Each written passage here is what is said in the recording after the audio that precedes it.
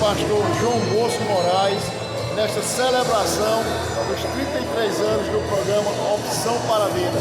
Parabéns, pastor Bosco, por esses 33 anos de bênção concedido pelo nosso Deus com o programa Opção para a Vida. Só tenho que agradecer a presença de vocês, que muito nos prestigiou esta celebração do 33º aniversário, que é uma geração, podemos assim dizer, de quantas vidas foram alcançadas, famílias, lares foram restaurados, vidas foram transformadas. Isso é a bênção que nós podemos colher desses 33 anos de Opção para a Vida. Obrigado, pastor Bosco. Deus abençoe. Campina Grande, segunda-feira, 22 de abril.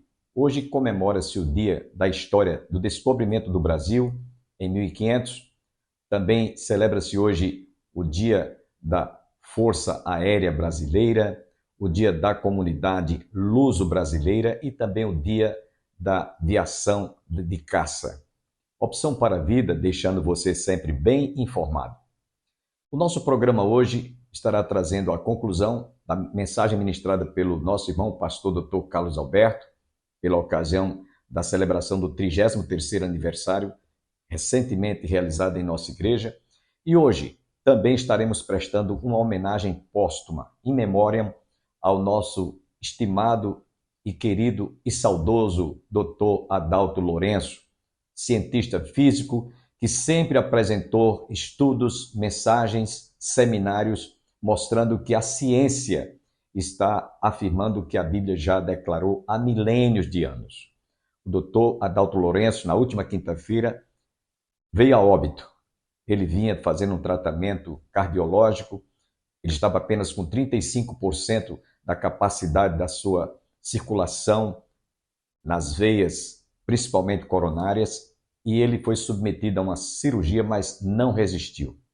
É uma perda irreparável.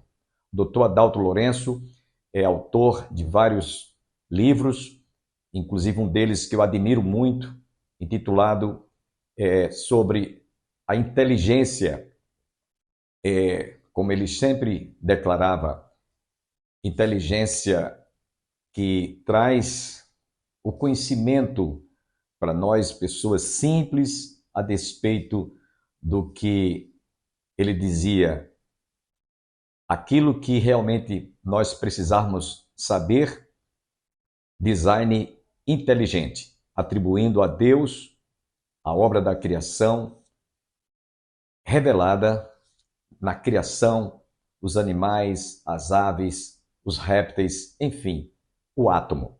Dr. Adalto Lourenço está deixando uma grande lacuna irreparável. Ele foi sempre um dos preletores convidados para participar do Encontro para a Consciência Cristã, e numa dessas suas vindas a Campina Grande, nós tivemos a oportunidade de fazer algumas entrevistas com ele, e hoje ouviremos apenas uma primeira parte de uma entrevista que nós realizamos recentemente, quando ele aqui esteve. Ele esteve este ano, inclusive, participando do Encontro para a Consciência Cristã, mas em anos anteriores nós tivemos a oportunidade de conversar, de ouvir o parecer, as suas convicções a despeito da obra da criação. Portanto, continue conosco, porque hoje ouviremos a primeira parte de uma breve entrevista que nós fizemos. Amanhã nós vamos, em memória, estar reapresentando programas que estamos trazendo para você do nosso arquivo.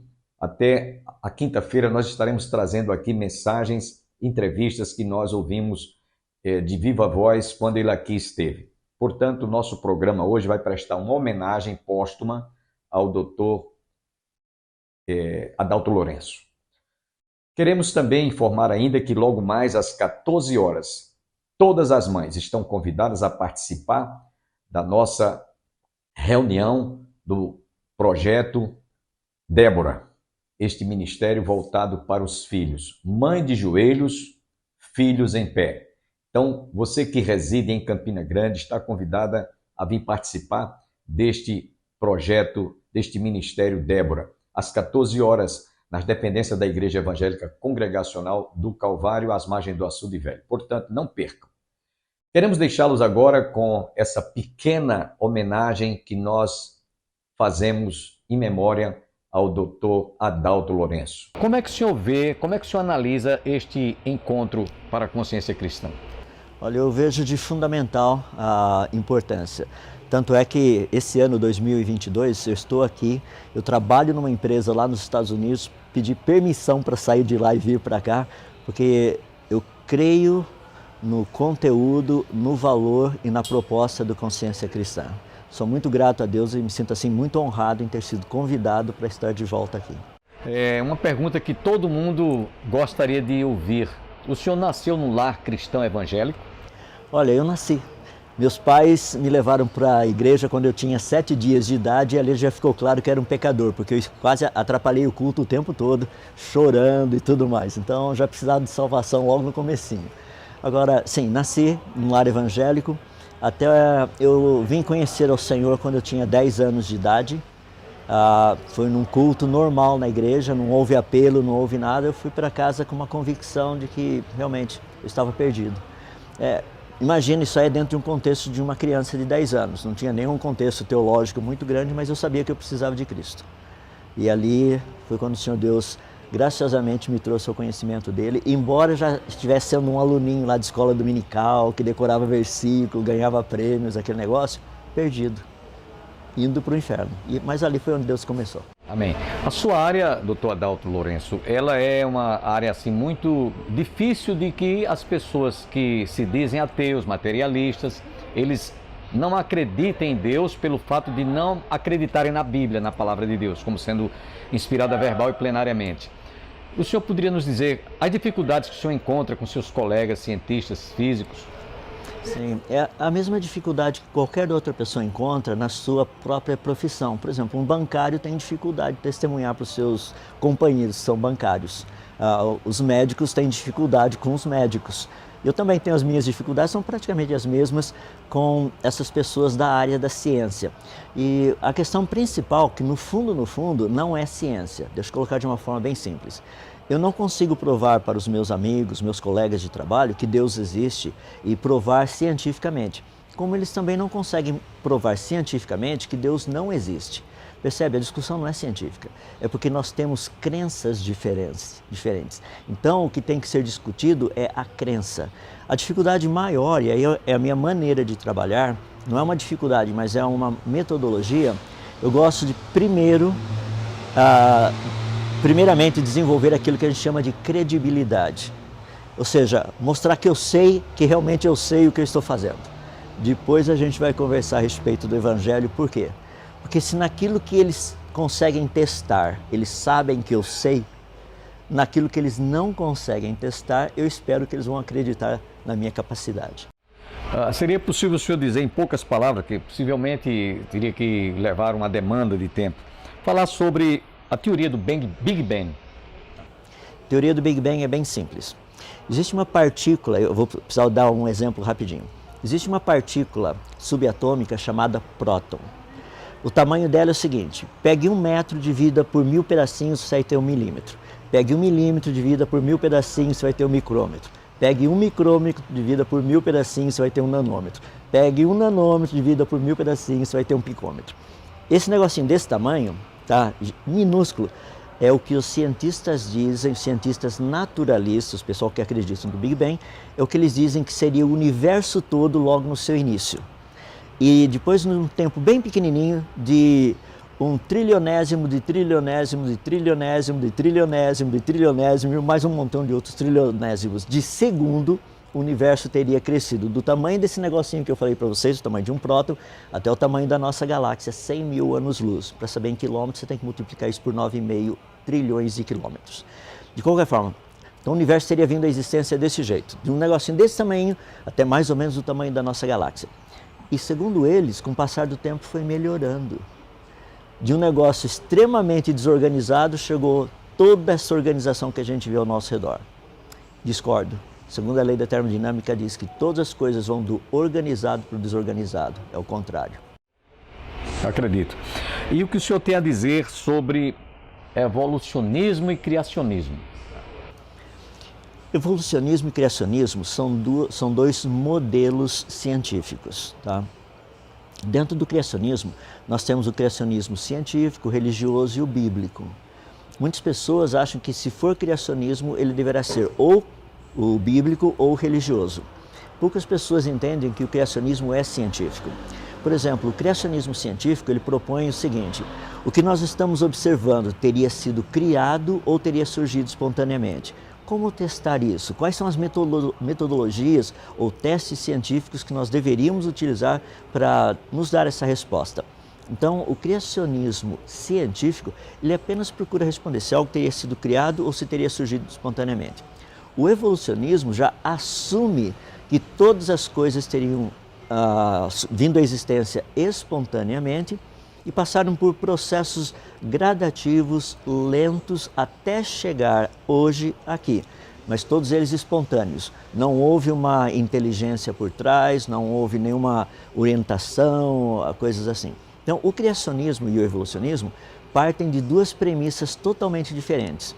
Um deles diz o seguinte: processos naturais e leis da natureza não teriam trazido à existência o universo e a vida. Isso é criacionismo. Evolucionismo: as coisas surgiram espontaneamente. Espera aí, quais são os processos naturais e as leis da natureza que fazem isso? Não existem. Dr. Adalto Lourenço está deixando um grande legado, inclusive trabalhos feitos, realizados através das palestras, não só aqui em Campina Grande, no Encontro para a Consciência Cristã, mas inclusive seminários em todo o Brasil, ministrado pela editora Fiel, uma editora bastante conceituada, e ele recentemente estava residindo nos Estados Unidos, com a sua esposa e filhos. E nós vamos orar nesse momento para que Deus derrame uma bênção de consolação sobre toda a família evangélica no Brasil. Ele está partindo, mas deixou um grande legado. Todo o trabalho, toda a obra que você pode adquirir através do Ministério da Fiel, editora Fiel, e também através de trabalhos que ele deixou registrado em todo o cenário da área física como cientista. Vamos orar nesse instante pela esposa, pelos filhos, para que Deus derrame uma bênção de consolação. Eu acredito que eles estão sofrendo muito a perda irreparável, como eu afirmei, deste homem de Deus. Pai, queremos nesse momento te agradecer porque o teu servo que aqui esteve e enquanto esteve com vida, deixou um grande legado para todos nós. Ó Pai, te pedimos agora uma bênção de consolação, de conforto sobre a esposa, sobre os filhos, sobre a família enlutada. E também, por que não dizer, a família cristã brasileira, que perde este homem, mas sabemos que ele cumpriu a sua missão, cumpriu com a sua tarefa, com a obra a qual o Senhor confiou, para nos ajudar a compreender, a discernirmos a grandeza, a onipotência, a onipresença, a onisciência desse Deus que está em todo o universo. Obrigado pela vida do Dr. Adalto Lourenço. Pedimos-te mais uma vez uma bênção de consolação sobre toda a família enlutada. Recebe a nossa oração de gratidão pela existência deste homem que cumpriu a sua missão, em nome de Jesus. Amém. Quero deixá-los agora com o Dr. Carlos Alberto.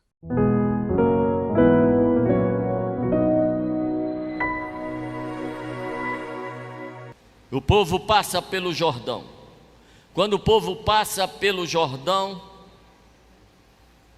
antes que desapareça o cenário de milagre, Deus diz assim: Josué,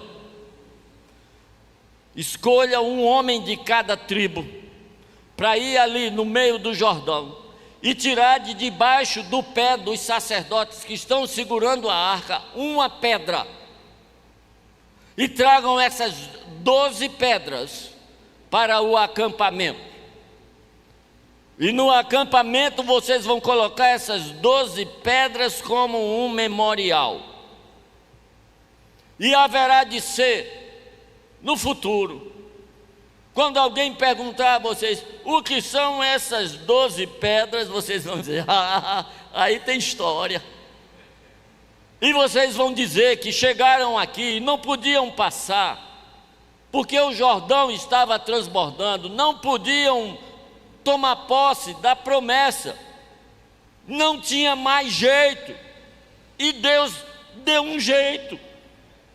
A Arca da Aliança avançou para o meio do Jordão, que não deixava o povo passar, e o Jordão teve que se recolher à sua insignificância,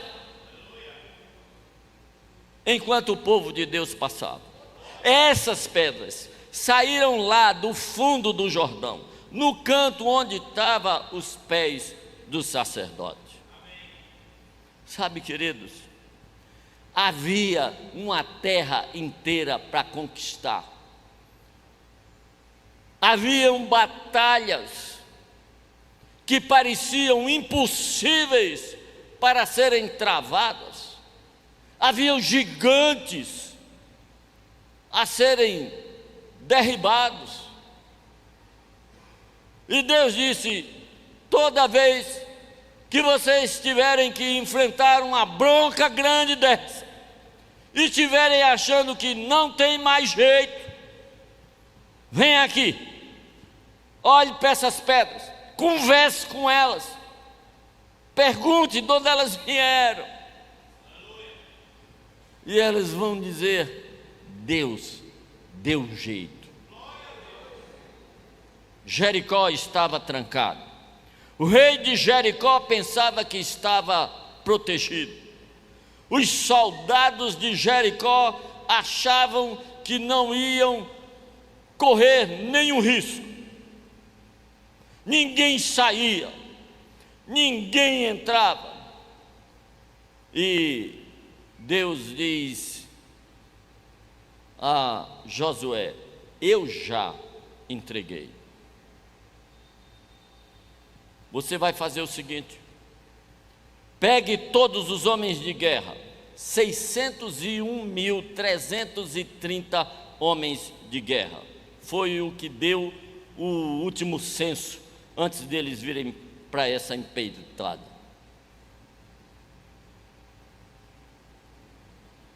Coloque uma parte deles na frente da arca, outra parte atrás da arca, a retaguarda. E na frente da arca, coloque 7 sacerdotes, cada um com uma trombeta de chifre de carneiro. Mas nós não estamos saindo para a guerra? E para ir para a guerra, não é a trombeta de prata? Havia 2 trombetas de prata que eram tocadas na guerra, tocadas retinindo,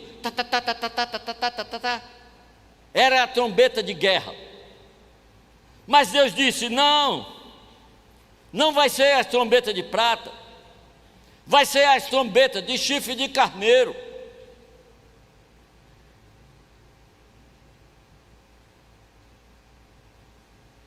Porque a trombeta de chifre de carneiro era a trombeta da celebração. Ela era tocada no dia do jubileu. Vai tocar a trombeta da celebração, porque eu já dei Jericó. Vocês não vão ter que conquistar Jericó, eu já dei. Vocês vão só tomar posse. Sabe, queridos, às vezes nós vamos para a guerra e Deus vai conosco para a guerra.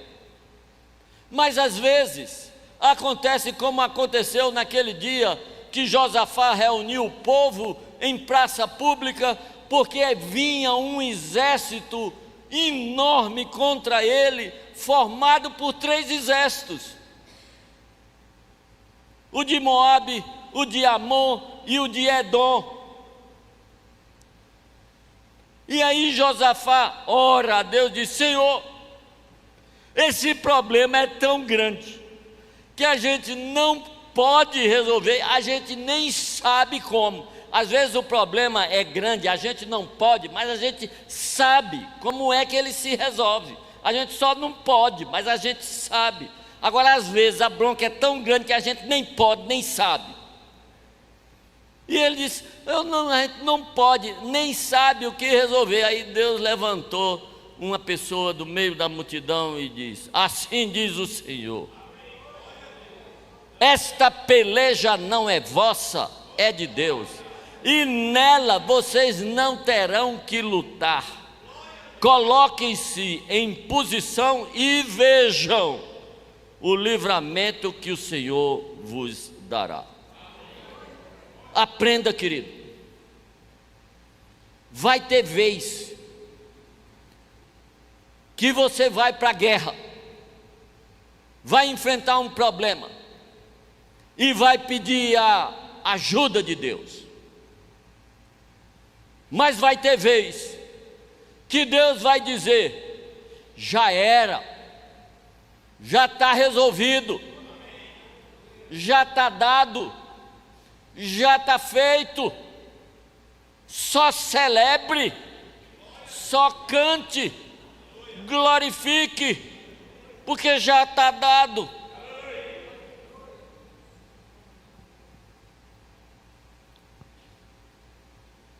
Por isso, a trombeta é trombeta de chifre de carneiro.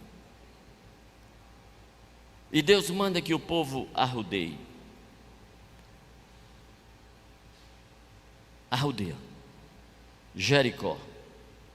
Imagine 601.330 soldados arrodeando aquela muralha e voltando para o acampamento. E Deus disse,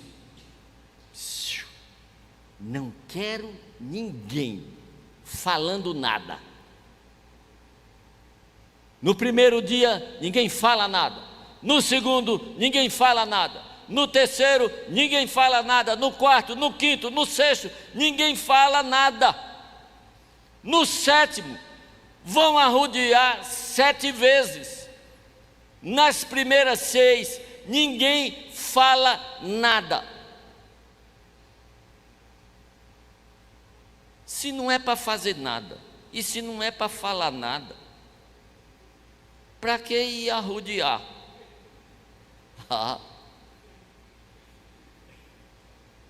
Imagine, você olha, uma montanha de pedra, não tem como um chegar e não cochichar para o outro. A bicha é alta. E o outro diz, e a pedra é dura. E cada vez que eles passam, ele olha e diz, ficou mais alta, ficou mais dura. 6 dias só tomando consciência do tamanho do problema. E aquela muralha, queridos, aqueles milhões de pedras daquela muralha, eles falavam pela sua própria natureza, dizendo, aqui vocês não entram, por mim vocês não passam. E esses 6 dias, esses caras escutaram a mensagem da muralha. Mas eles voltavam para o acampamento. E no acampamento tinha 12 pedras.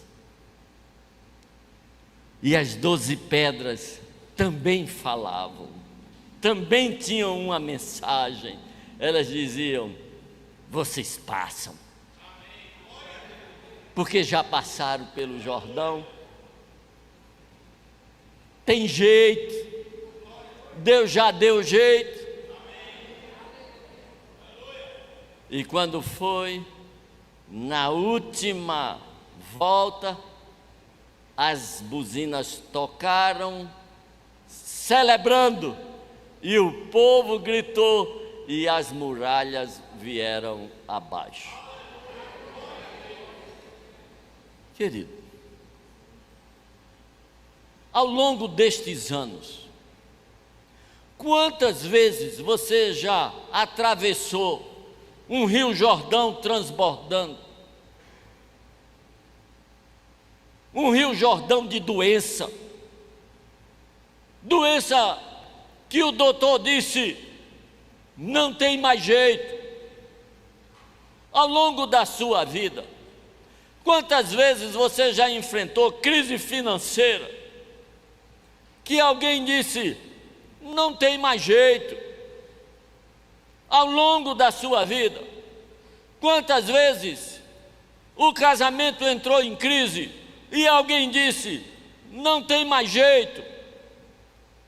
Quantas vezes seu filho se meteu numa roubada, entrou nas drogas e alguém disse, não tem mais jeito?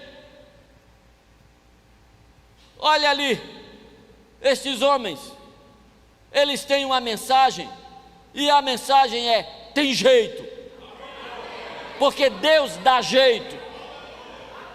Deus traz à existência as coisas invisíveis. Deus traz à existência. Não existiam, vão existir agora. Ninguém nunca ouviu falar, vão ouvir falar agora. Ninguém nunca tinha ouvido falar de um rio parando em tempo de enchente, ouviram. Ninguém nunca tinha ouvido falar de uma muralha de pedra desabando no grito, e viram. Sua vida, querido, você chegou até aqui às custas de muito milagre. Muitos você nem notou, mas você chegou até aqui por causa de milagres. A questão é que você passou tão depressa que esqueceu de pegar a pedra, o souvenir da bênção, a lembrança da bênção. E aí, sabe o que acontece? Lá na frente tem uma Jericó. Ainda tem muito chão para andar, querido. Jesus vai chegar, mas ainda tem bastante tempo. Ainda dá para a gente enfrentar um bocado de Jericó aí para frente. E as Jericó estão sempre trancadas, cercadas. Ninguém entra, ninguém sai, ninguém passa. E eles dizem, não tem jeito. E nessa hora, você precisa ter o seu memorial de bênção. Você precisa ter as suas pedras lhe dizendo que tem jeito, que você passa, que você consegue, que você vai até o fim. Se você passou ligeiro demais e não pegou, eu quero oferecer a você 1.200 anos escritos de bênçãos, de milagres, de histórias, livramentos impossíveis que aconteceram. Isso aqui é fato, isso aqui é um memorial. Como o memorial é a cruz do meio, no Gólgota, há 2000 anos atrás, quando o inimigo disser, ou as circunstâncias disserem que não tem jeito, que Deus não se importa, que Ele não vai te acudir, olhe para a cruz do meio. Veja aquele homem fazendo força para respirar. A morte de crucificação é por asfixia.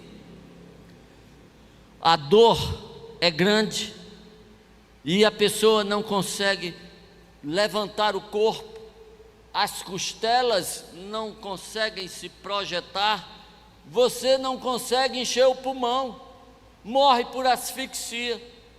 E aí o crucificado faz força nos cravos e puxa, vencendo a dor, respira, mas a dor é grande, desaba. Até quando a dor é maior do que a necessidade de respirar? Olhe para aquele homem na cruz do meio. Escute o gemido, o barulho dele esfregando na cruz. Escute. É Deus dizendo: é desse jeito que eu te amo. É desse tanto que eu te quero. E se eu estou dando meu filho por você, que dirá as outras coisas? Deus te abençoe, querido. Deus abençoe. Espero que você tenha sido profundamente enriquecido e abençoado através de todo este programa. Devo lembrar a todos, nesses instantes finais, que logo mais às 14 horas, as mães, avós e tias têm um encontro marcado nas dependências da Igreja do Calvário para a realização do Ministério Débora. Mães de joelhos, filhos em pé. Venha orar logo mais nas dependências da Igreja Evangélica Congregacional do Calvário, quando estaremos realizando este ministério glorioso, Projeto Débora. Para aqueles que não sabem, a Igreja do Calvário está situada às margens do Açude Velho, confluência com o Parque da Criança. Lembre-se, não tem erro, esquina com o Parque da Criança. E até amanhã, se Deus quiser.